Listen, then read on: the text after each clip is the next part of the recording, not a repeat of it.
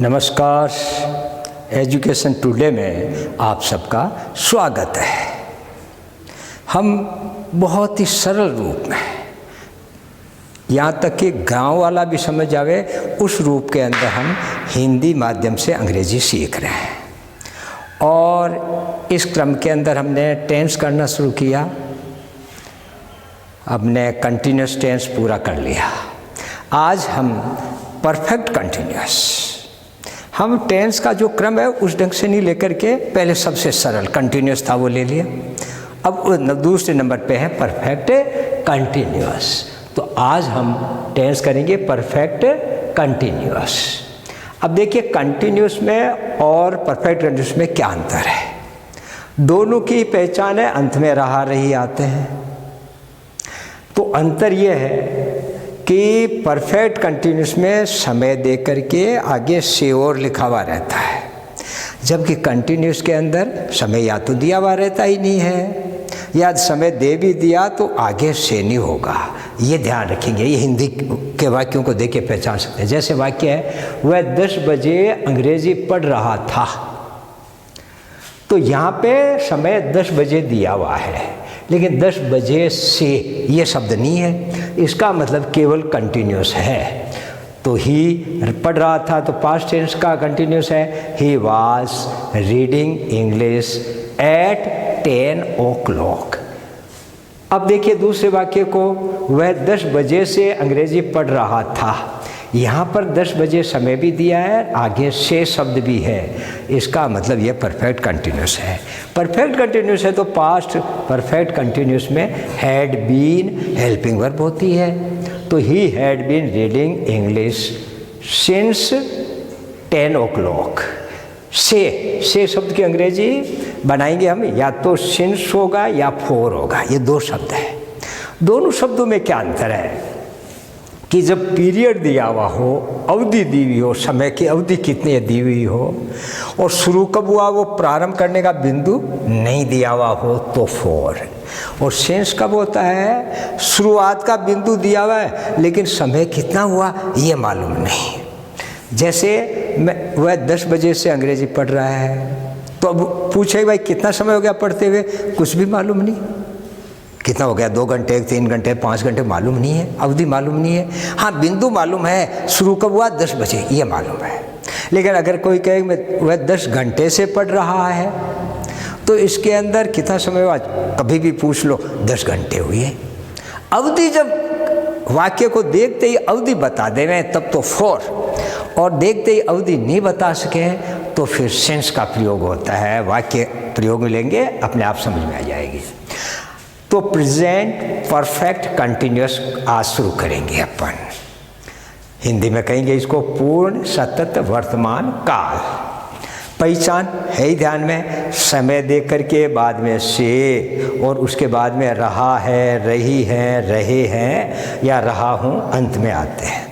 Helping verb क्या होगी, have been या हैज़ बीन। हैव बीन किन के साथ है, आई, उसके बाद यू, चाहे एक वचन हो चाहे बहुवचन हो, यू, वी, दे, और बॉयज बहुवचन, यानी हैव बहुवचन की है, लेकिन आई तो एक वचन है फिर भी हैव है।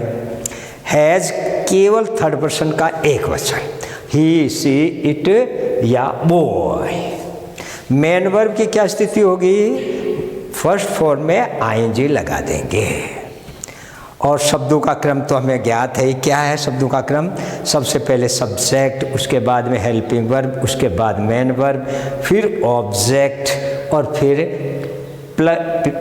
प्लेस स्थान, टी, टाइम। और वो वाक्य अगर नेगेटिव है तो हेल्पिंग वर्ब के बाद नोट लगा देंगे। और यदि प्रश्नवाचक वाक्य है तो हेल्पिंग वर्ब को उठा करके सब्जेक्ट के पहले रख देंगे। ये वाक्य हम करते आ रहे हैं, काफ़ी आपको ज्ञान हो गया होगा, फिर भी अभ्यास करते हैं। देखिए तो पहला वाक्य हमने लिया, मैं 3 बजे से हिंदी पढ़ रहा हूँ। तो समय दिया हुआ है 3 बजे से, इसका मतलब परफेक्ट कंटिन्यूस, और रहा हूँ इसका मतलब प्रेजेंट। प्रेजेंट परफेक्ट में हेल्पिंग वर्ब हैज़ बीन या हैव बीन होती है। अब इसके अंदर सब्जेक्ट है मैं, आई, और आई के साथ हैव बीन लगेगा। तो आई हैव बीन, और वर्ब की फर्स्ट फॉर्म की आईएनजी रीडिंग। अब ऑब्जेक्ट क्या पढ़ रहा है, तो इंग्लिश, ये इंग्लिश ऑब्जेक्ट हुआ।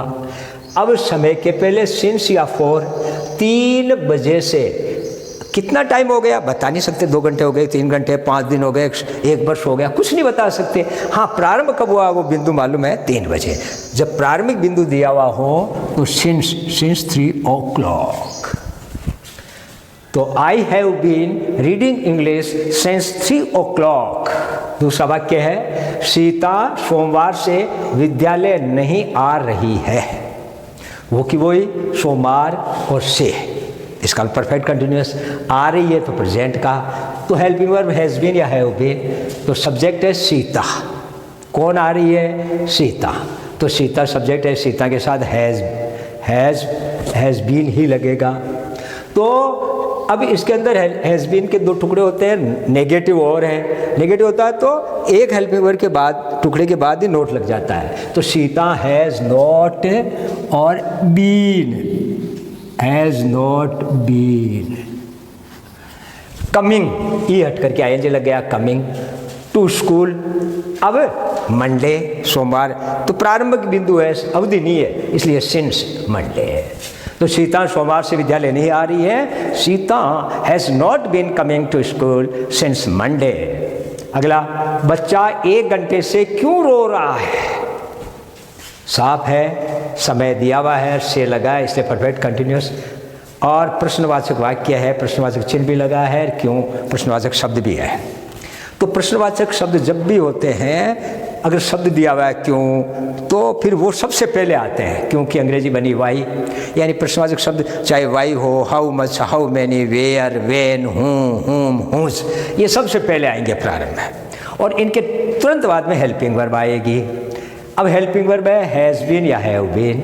सब्जेक्ट क्या है, बच्चा, एक वचन, इसके साथ हैज़ बीन लगेगा। तो why has the child been. Helping verb के 2 टुकड़े होते हैं, तो सब्जेक्ट के पहले एक ही टुकड़ा आता है, तो वाई हैज़ द चाइल्ड, अब बीन वहीं पे। अब वीप के आईएनजी लगा दिया, वीपिंग। अब यहाँ पे अवधि दी हुई है 1 घंटा। कभी भी पूछ लो कितना टाइम हो गया बच्चे को रोते हुए, 1 घंटा, चाहे 2 दिन बाद में पूछो तो भी 1 घंटा, इसलिए 4 लगेगा, फॉर एन आवर। बच्चा 1 घंटे से रो रहा है, बच्चा 1 घंटे से क्यों रो रहा है, why has the child been weeping for an hour. वे 3 वर्ष से कहाँ नहीं रह रहे हैं, बिल्कुल साफ है, प्रश्नवाचक वाक्य है। और सबसे पहले प्रश्नवाचक शब्द तो इसमें आया है कहाँ, कहाँ की अंग्रेजी लिख दी हमने, वेयर। अब हेल्पिंग वर्ब आएगी, तो सब्जेक्ट है वे, दे के साथ हैव बीन होगा, तो वेयर, हैव, दे, और नहीं भी है इसलिए नोट यहाँ पर होगा, नोट बीन लिविंग। अब 3 वर्ष अवधि दी हुई है, पीरियड दिया है, इसलिए फॉर 3 ईयर्स। वे 3 वर्ष से कहाँ नहीं रह रहे हैं, where have they not been living for 3 years. 2 महीनों से तुम्हें संस्कृत कौन पढ़ा रहा है, तो ये भी प्रश्नवाचक वाक्य है। और प्रश्नवाचक वाक्य के अंदर प्रश्नवाचक शब्द है कौन, लिख दिया हूँ। जब भी प्रश्नवाचक वाक्य हूँ होता है तो सब्जेक्ट कोई दूसरा होता ही नहीं है, क्योंकि हूँ सब्जेक्ट की ही मांग करता है, इसलिए सब्जेक्ट नहीं है। तो अब आगे हम एक वचन लिखें, बहुवचन हैज़ लिखें, हैव लिखें। अधिकतर एक वचन ही आता है, लेकिन ज़रूर नहीं है, बहुवचन भी हो सकता है। हम दिमाग में ये सोच रहे हैं कि पढ़ाने वाले 2-3 अध्यापक हैं अंग्रेजी, तो हम पूछ सकते हैं कि कौन पढ़ा रहे, तो हैव बीन भी हो सकता है, लेकिन अधिकतर एक वचन ही। तो हु हैज़ बीन टीचिंग। अब ऑब्जेक्ट आएगा, ऑब्जेक्ट इसमें 2 है, ऑब्जेक्ट 2 है। ऑब्जेक्ट को कैसे पहचानते हैं, वर्ब से प्रश्न करो कौन, तब तो आएगा सब्जेक्ट, और किसको, तो तुमको, तुम्हें, क्या, तो इंग्लिश।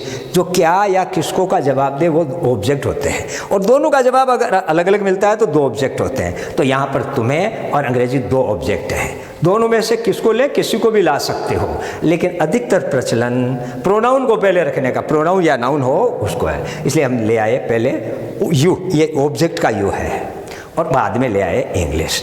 अगर हम इंग्लिश को पहले भी लिख दो तो भी सही है, इंग्लिश, लेकिन प्रोनाउन बाद में रखते हो तो टू जरूर लगाओ, टू यू, इसलिए प्रोनाउन या नाउन को पहले रखो। और नाउन अकेला नाउन है उसको बाद में रखो।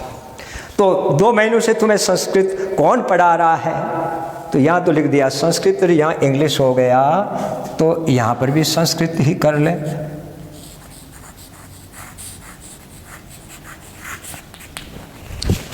Who has been teaching you Sanskrit?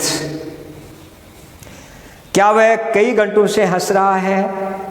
तो प्रश्नवाचक वाक्य है, कैसा है? प्रारंभ में क्या आ गया? प्रारंभ में क्या आ गया तो क्या की अंग्रेजी वाट नहीं बनेगी। इसका जवाब हम यस नो में दे सकते हैं। क्या वह कई घंटों से हंस रहा है? तो हेल्पिंग वर्ब से ही क्या बन जाएगा? तो सबसे पहले हम रखेंगे has he been laughing for many hours, कई घंटों से। ये अवधि दी हुई है, अवधि निश्चित भी होती है और अनिश्चित भी होती है। ये अनिश्चित अवधि है, मेनी आवर्स। मैं तुम्हारे जन्म से ये कार्य कर रहा हूँ। तो साधारण वाक्य है, तो आई के साथ हैव बीन होगा। आई हैव बीन डूइंग और ऑब्जेक्ट है दिस वर्क।